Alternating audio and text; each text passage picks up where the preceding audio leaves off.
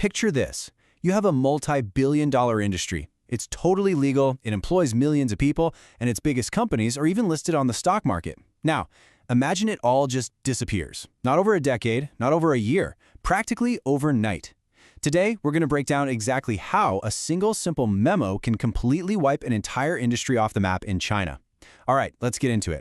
Just look at this contrast. In July 2020, China's private tutoring sector is absolutely booming. It's a huge part of the economy. Then you fast forward just 1 year and it's gone. A wasteland. Mass unemployment, worthless businesses, investments that have just vanished into thin air. So the big question is, right, how on earth could a totally legitimate industry collapse so completely and so fast? So to really feel the shock of what happened, we first have to understand just how big and how normal this industry was before it was erased. Okay, so from the late 2000s on, private tutoring wasn't some shady operation. It was a massive, legal, and in many ways, an encouraged part of society. You had this growing middle class, super anxious to give their kids an academic edge, and this industry just exploded. We're talking millions of jobs, teachers, coders, office staff. The biggest companies were giants, publicly traded on the stock market. And local governments, they loved them. It meant jobs and a ton of tax revenue. The key thing to remember here is nothing about this was illegal. It was business as usual. So if everything was above board, what was the weapon that brought it all down? Well, the industry wasn't killed by a new law that was debated in public. No, it was taken out by something way more powerful and way less transparent. A simple internal notice. And this right here is the heart of the story. The internal notice, or Neibu Tongji. You got to understand, this isn't a law like you and I think of it. It's much simpler. It's a direct command from the very top of the Communist Party. And in the real world, its power is absolute. Government agencies don't get to debate it or study it, they just do it, immediately. So why do it this way? Why not just pass a law? Well, it all comes down to one thing: speed, blinding speed.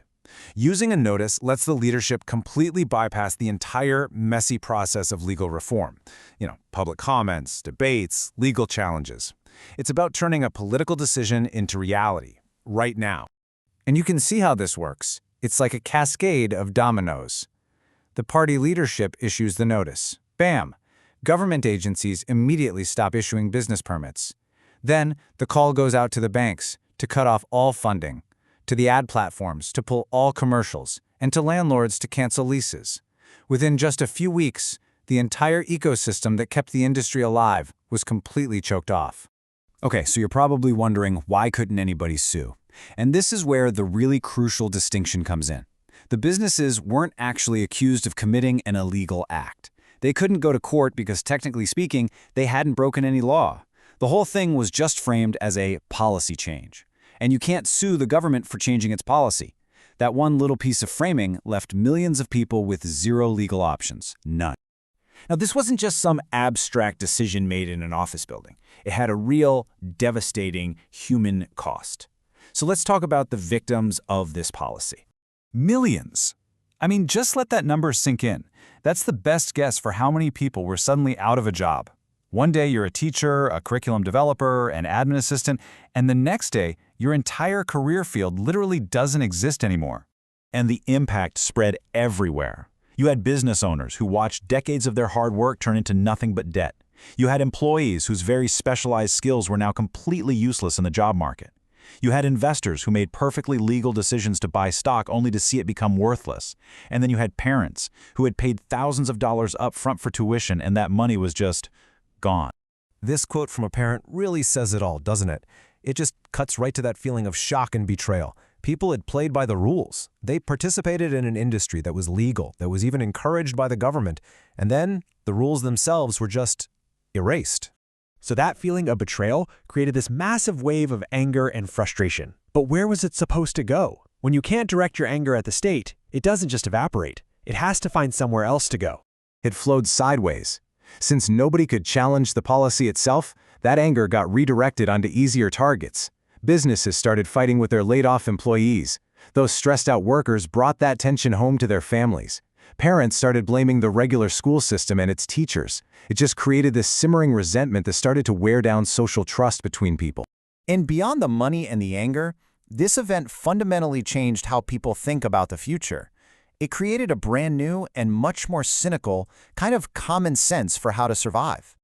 So what are these new unwritten rules? Well, number one, forget the law on the books. The only thing that really matters is guessing the party's current mood.